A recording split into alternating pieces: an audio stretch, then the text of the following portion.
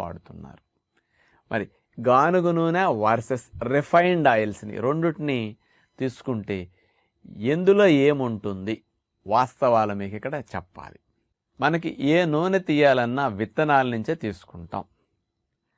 ఆ విత్తనాలని ప్యూర్గా గానుగ నూనె ద్వారా కనుక ఆడించి తీసుకుంటే అసలు ఒరిజినల్ ఆయిల్ విత్తనాల్లో ఉన్నది మాత్రమే వస్తుంది.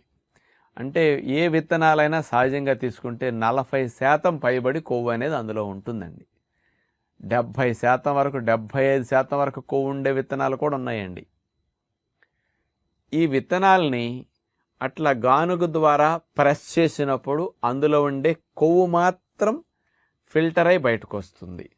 మిగతా పదార్థాలు ఏవైతే ఉన్నాయో ప్రోటీన్ కానీ కార్బోహైడ్రేట్స్ కానీ పీచులు కానీ ఇతర పోషకాలు కానీ ఇవన్నీ చెక్కలో ఆగిపోతాయి.